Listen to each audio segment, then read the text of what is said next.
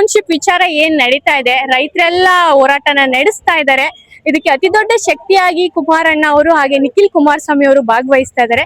ಸಾವಿರಾರು ಜನ ರೈತರು, ಸ್ಥಳೀಯ ರೈತರು ಅಷ್ಟೇ ಅಲ್ಲ, ಬೇರೆ ಕಡೆಯಿಂದನೂ ರೈತರು ಬಂದು ಸಪೋರ್ಟ್ ಮಾಡ್ತಾ ಇದ್ದಾರೆ. ಹಾಗೆ ನಮ್ ಜಾನ್ವಿ ಮೇಡಮ್ ಅವರು ಈ ರೈತರ ಪರ ಹೋರಾಟದಲ್ಲಿ ಇಂದು ಭಾಗವಹಿಸಿದ್ರು, ಮುಂದೂ ಭಾಗವಹಿಸ್ತಾನೆ ಇದ್ದಾರೆ.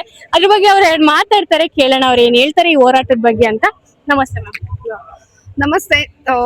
ಇವತ್ತು ಬಿಡದಿ ರೈತರ ಪರ ಹೋರಾಟ 518ನೇ ದಿನಕ್ಕೆ ಕಾಲಿಟ್ಟಿದೆ. ನೀವು ಗಮನಿಸ್ತಾ ಇದ್ದೀರಾ, ರಾಜ್ಯದ ಮೂಲೆ ಮೂಲೆಯಿಂದ ಸಾವಿರಾರು ಸಂಖ್ಯೆಯಲ್ಲಿ ರೈತರಿಗೆ ಬೆಂಬಲವಾಗಿ ಜನ ಇವತ್ತು ಹಾಜರಿರೋದನ್ನ ಗಮನಿಸ್ತಾ ಇದೀವಿ. ಯಾಕಂದ್ರೆ ಈ ಹೋರಾಟದಲ್ಲಿ ನ್ಯಾಯ ಇದೆ, ರೈತರ ಕಣ್ಣೀರಿದೆ, ರೈತರ ಅಳಲಿದೆ. ಹಾಗಾಗಿನೇ ಎಲ್ಲರೂ ಸ್ವಯಂ ಪ್ರೇರಿತವಾಗಿ ಈ ಹೋರಾಟದಲ್ಲಿ ಧುಮುಕ್ತಾ ಇದ್ದಾರೆ. ಸೊ 3 ದಿವಸಗಳ ಕಾಲ ಪಾದಯಾತ್ರೆ ಇರುತ್ತೆ. ಇವತ್ತು ಬೈರಮಂಗಲ ಸರ್ಕಲ್ ಇಂದ ಹೊರಟು ಇಲ್ಲಿ BGS ವೃತ್ತದವರೆಗೂ ಇರುತ್ತೆ. ನಾಳೆ BGS ವೃತ್ತದಿಂದ ಆರಂಭವಾಗಿ JK ಗ್ರ್ಯಾಂಡ್ ಹೋಟೆಲ್ ತನಕ ಇರುತ್ತೆ. ಆಮೇಲೆ JK ಗ್ರ್ಯಾಂಡ್ ಇಂದ ಫ್ರೀಡಂ ಪಾರ್ಕ್ ವರೆಗೂ ನಮ್ಮ ಈ 3 ದಿವಸಗಳ ಪಾದಯಾತ್ರೆ ನಿಗದಿ ಆಗಿರೋದು. ಇವತ್ತು ಏನು ಕುಮಾರಣ್ಣ ಚಾಲನೆಯನ್ನ ಕೊಟ್ಟರು, ಆರ್ ಅಶೋಕ್ ಅವರು ಕೂಡ ಇವತ್ತು ಈ ಉದ್ಘಾಟನೆಯಲ್ಲಿ ಭಾಗಿಯಾಗಿದ್ರು ಪಾದಯಾತ್ರೆಗೆ ಚಾಲನೆಯನ್ನ ಕೊಡೋದಕ್ಕೆ. 3ನೇ ದಿವಸ ಫ್ರೀಡಂ ಪಾರ್ಕ್ ನಲ್ಲಿ ಸಮಾವೇಶದಲ್ಲಿ ಮಣ್ಣಿನ ಮಗ ಅಪ್ಪಾಜಿ ದೇವೇಗೌಡರು ಕೂಡ ಧುಮುಕ್ತಾ ಇದ್ದಾರೆ. ಹಾಗಾಗಿ ನಮ್ಮ ಈ ನ್ಯಾಯಸಮ್ಮತವಾದಂತಹ ರೈತಪರ ಹೋರಾಟಕ್ಕೆ ಜಯ ಸಿಗುತ್ತೆ ಅನ್ನೋ ನಂಬಿಕೆ ಅಪಾರವಾಗಿದೆ. ಕೊನೆಯದಾಗಿ ಈ ಬಿಡದಿ ಟೌನ್ಶಿಪ್ ವಿಚಾರದ ಬಗ್ಗೆ ಸರ್ಕಾರಕ್ಕೆ ನೀವೇನ್ ಹೇಳಕ್ ಇಷ್ಟಪಡ್ತೀರಾ ಮೇಡಮ್? ಸರ್ಕಾರಕ್ಕೆ ನಾನು ಎಚ್ಚರಿಕೆಯ ಗಂಟೆನ ಕೊಡ್ತಾ ಇದ್ದೀನಿ. ಯಾಕಂದ್ರೆ ಈ ಹಿಂದೆ ಕೂಡ ನಾವು ಎಚ್ಚರಿಸಿದ್ದಿದೆ. ಆದ್ರೆ DK ಶಿವಕುಮಾರ್ ಅವರು ಒಂದ್ ರೀತಿ ಮೊಂಡುತನನ್ನ ಪ್ರದರ್ಶನ ಮಾಡ್ತಾ ಇದಾರೆ. ಈಗ ಒಂದು 4-5 ಅವರ್ ಹಿಂದೆ ಕೂಡ ಸೋಷಿಯಲ್ ಮೀಡಿಯಾದಲ್ಲಿ ಅವರೊಂದು ವಿಡಿಯೋ ಬೈಟ್ ಅನ್ನ ಹಾಕಿದ್ರೆ, ಇದೇ ಬಿಡದಿ ಟೌನ್ಶಿಪ್ಗೆ ಸಂಬಂಧಪಟ್ಟಂತೆ ಹಿಂದಿನ ಸರ್ಕಾರಗಳು 25 ಲಕ್ಷನ ನಿಗದಿ ಮಾಡಿತ್ತು ಎಕರೆಗೆ. ನಾವು 2.5 ಕೋಟಿನ ನಿಗದಿಪಡಿಸಿದೀವಿ. ಮುಂದೆ ಬೇಕಾದ್ರೆ 50-50 ಅನುಪಾತದಲ್ಲಿ ಬೇಕಾದ್ರೆ ನಾವು ಹಂಚಿಕೆ ಮಾಡ್ಕೊಳ್ಳೋಣ, ಈ ರೀತಿಯಾದಂತಹ ಆಮಿಷಗಳನ್ನ ಒಡ್ಡುವಂತ ಕೆಲಸನ ಮಾಡ್ತಾನೆ ಇದ್ದಾರೆ.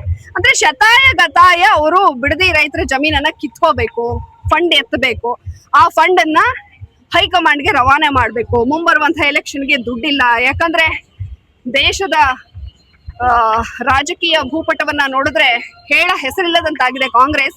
ಅವ್ರಿಗಿರೋದು ಒಂದೇ ಆಧಾರ, ನಮ್ಮ ಕರ್ನಾಟಕ. ಹಾಗಾದ್ರೆ ರೈತರನ್ನ ತುಳಿದಾದ್ರೂ ಸಹ ಅಥವಾ ಅವರ ಸಮಾಧಿ ಮಾಡಾದ್ರೂ ಸಹ ನಾವು ಫಂಡ್ ಅನ್ನ ಎತ್ತಬೇಕು ಅಂತ ಹೇಳಿ ಕೆಟ್ಟ ಹಠಕ್ಕೆ ಈ ರಾಜ್ಯ ಸರ್ಕಾರ ಬಿದ್ದಿದೆ.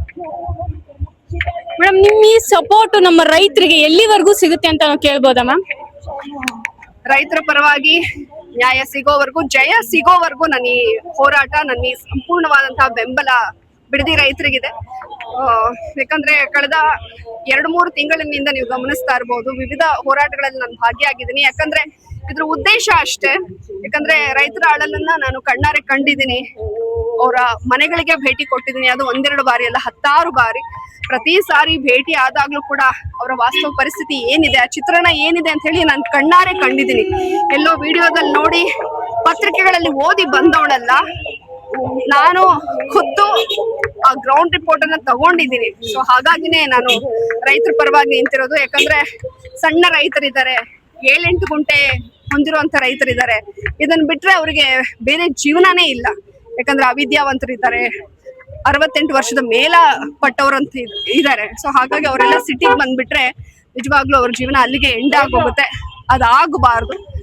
ಯಾಕಂದ್ರೆ ಅನ್ಯಾಯ ಆದಾಗ ಅದನ್ನ ಕಣ್ಣಾರೆ ನೋಡ್ಕೊಂಡು ಸುಮ್ಮನಿರೋದು ಕೂಡ ಅದು ಒಂದ್ ರೀತಿ ಅಪರಾಧನೆ.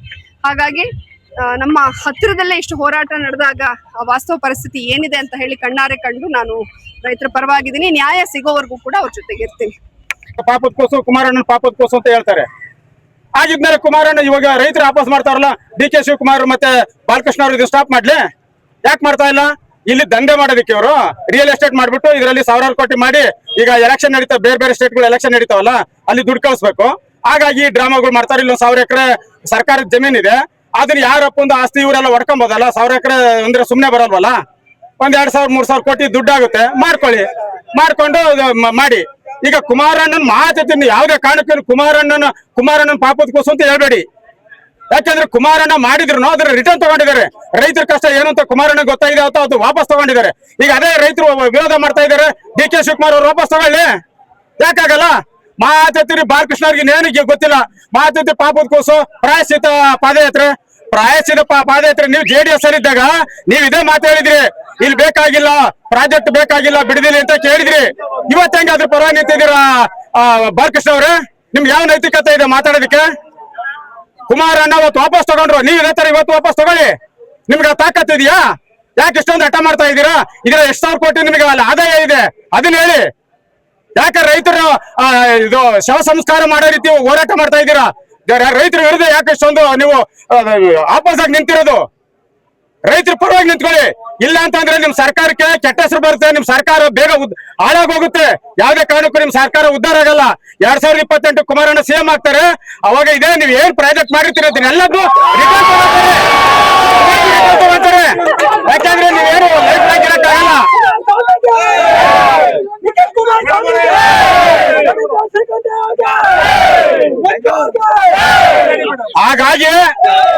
ಹಾಗಾಗಿ ನಿಮ್ಗೆ ನೈತಿಕತೆ ಇದ್ರೆ ಡಿ.ಕೆ. ಶಿವಕುಮಾರ್ ಅವರೇ, ಬಾಲಕೃಷ್ಣ ಅವರೇ ನಿಮಗೆ ಮಿನಿಸ್ಟರ್ ಮಾಡಿದ್ದಾರೆ. ಅದು ಮಿನಿಸ್ಟರ್ ಆಗಿರ್ತಿರಲ್ವ ಇನ್ನೂ ಗೊತ್ತಿಲ್ಲ, ಯಾಕಂದ್ರೆ ರಾಜೀನಾಮೆ ಕೊಡ್ಬೇಕಾಗುತ್ತೆ.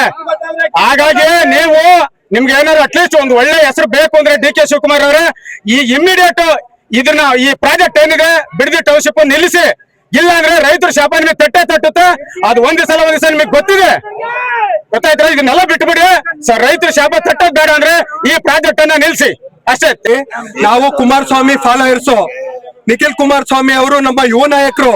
ನೋಡಿ, ಬಿಡದಿ ಟೌನ್ಶಿಪ್ ಮಾಡ್ತಾ ಇದಾರಲ್ಲ, ಇದು 3rd ಕ್ಲಾಸ್ ಗಳ ಕೆಲಸ ಮಾಡ್ತಾ ಇರೋದವ್ರು. ಯಾಕೆ ಅಂತ ಅಂದ್ರೆ ರೈತರ ಸಮಾಧಿ ಮೇಲೆ ಅವರು ಜೀವನ ಮಾಡ್ಬೇಕು ಅಂತ ದುಡ್ಡುಗೋಸ್ಕರ, ಆಮಿಷಕ್ಕೋಸ್ಕರ ಒಳಗಾಗಿ ಈ ತರ 3rd ಕ್ಲಾಸ್ ಕೆಲಸ ಮಾಡ್ತಾ ಇರೋದು. ನಾನ್ ಹೇಳ್ತೀನಿ, ನಿಮ್ಗೆ ಯಾವುದೇ ನೈತಿಕತೆ ಇಲ್ಲ.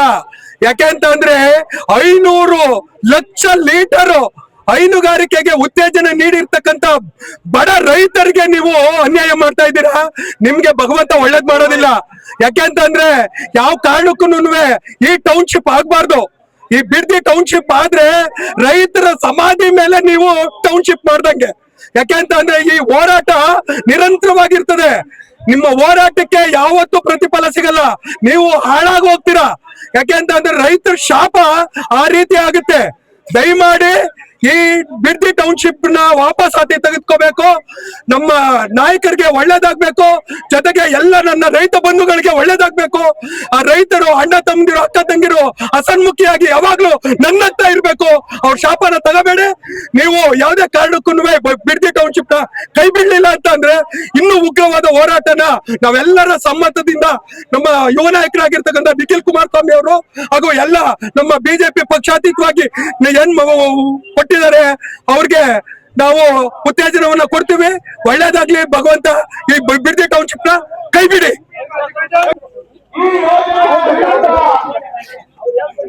ರಿಯಲ್ ಎಸ್ಟೇಟ್ ಸರ್ಕಾರಕ್ಕೆ ಧಿಕ್ಕಾರ ಅಂತ ಬೋರ್ಡ್ನ ಹಾಕೊಂಡು ನಮ್ಮ ರೈತರೆಲ್ಲ ಇವತ್ತು ಹೋರಾಟನ ನಡೆಸ್ತಾ ಇದ್ದಾರೆ. ಬಿಡದಿಯ ಬೈರಮಂಗಲದಲ್ಲಿ ಹೋರಾಟ ನಡೀತಾ ಇದೆ. ತುಂಬಾನೇ ಜೋರಾಗಿ ಹೋರಾಟ ನಡೆಸ್ತಾ ಇದ್ದಾರೆ. ಸಾವಿರಾರು ಜನ ರೈತರು ಭಾಗವಹಿಸ್ತಾ ಇದ್ದಾರೆ ಈ ಹೋರಾಟದಲ್ಲಿ. ನಿಖಿಲ್ ಕುಮಾರಸ್ವಾಮಿ ಅವರು ಹಾಗೆ ಕುಮಾರಸ್ವಾಮಿ ಅವರು ಬಂದಿದ್ದಾರೆ. ಏನ್ ಹೇಳ್ತಾರೆ ಕೇಳೋಣ ನಾವು.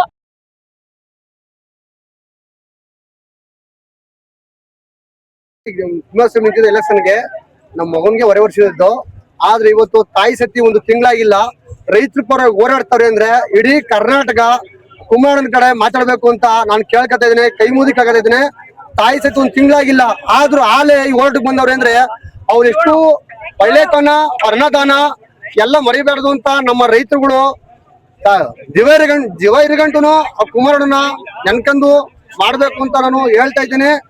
ಏನಕ್ಕೆ ಅಂದ್ರೆ ಒಂದು ತಿಂಗಳಾಗಿಲ್ಲ ಅಂದ್ರೆ ಆಲೆ ರೈತರು ಬಂದವ್ರೆ ಅಂದ್ರೆ ಅವರಲ್ಲಿ ಒಳ್ಳೆತನ ಎಷ್ಟಿದೆ ಏನು ಅನ್ನೋದ ನೀವು ತಿಳ್ಕೊಂಡು ಗೌಡ್ರದನ್ನ ಉಳಿಸ್ಕೊಂಡು ದೇವೇಗೌಡರು ನಾವು ಅವರ ಸಮಲ್ಲ. ನಮ್ಮ ಹೋರಾಟ ನಿರಂತರವಾಗಿರುತ್ತೆ. ಎಲ್ಲಿವರೆಗೂ ಹೋರಾಟ? ಯೋಜನೆ ನಿಲ್ಲೋವರೆಗೂ ಹೋರಾಟ. ಎಲ್ಲಿವರೆಗೂ ಹೋರಾಟ? ಯೋಜನೆ ನಿಲ್ಲೋವರೆಗೂ ಹೋರಾಟ. ಎಲ್ಲಿವರೆಗೂ ಹೋರಾಟ ಅಂದ್ರೆ ಈ ಯೋಜನೆ ಮುಕ್ತಾಯಗೊಳ್ಳೋವರೆಗೂ ಈ ಹೋರಾಟ ನಡೆಯುತ್ತೆ ಅಂತ ರೈತರೆಲ್ಲ ಆಕ್ರೋಶನ ವ್ಯಕ್ತಪಡಿಸ್ತಾ ಇದ್ರೆ. ಬೈರಮಂಗಲದಿಂದ ಇವತ್ತು ಪಾದಯಾತ್ರೆ ನಡೀತಾ ಇದೆ. ರೈತರೆಲ್ಲ ಭಾಗವಹಿಸ್ತಾ ಇದ್ದಾರೆ. ತುಂಬಾ ಜನ ರೈತರೆಲ್ಲ ಭಾಗವಹಿಸ್ತಾ ಇದ್ದಾರೆ. ಇಲ್ಲಿ ಸ್ಥಳೀಯ ರೈತರಷ್ಟೇ ಭಾಗವಹಿಸ್ತಾ ಇಲ್ಲ, ಬೇರೆ ಉತ್ತರ ಕರ್ನಾಟಕದಿಂದ, ಮಧುಗಿರಿಯಿಂದ, ತುಂಬಾ ಕಡೆಯಿಂದ ರೈತರೆಲ್ಲ ಬಂದಿದ್ದಾರೆ ಇವತ್ತಿಲ್ಲಿ. ಎಷ್ಟೋ ಜನ ರೈತರಿಗೆ ಸಪೋರ್ಟ್ ಮಾಡ್ಬೇಕು, ಪಕ್ಷದ ಕಾರ್ಯಕರ್ತರೆಲ್ಲ, ಪೊಲಿಟಿಷಿಯನ್ಸ್ ಎಷ್ಟೋ ಜನ ಬಂದು ಭಾಗವಹಿಸ್ತಾ ಇದ್ದಾರೆ. ತುಂಬಾನೇ ಖುಷಿ ಆಗ್ತಾ ಇದೆ ರೈತರಿಗೆ ಸಪೋರ್ಟ್ ಸಿಗ್ತಾ ಇರೋದು. ಯಾಕಂದ್ರೆ ಇದು ಮೊದಲನೇ ಬಾರಿ ನಡೀತಾ ಇಲ್ಲ ಈ ಪಾದಯಾತ್ರೆ.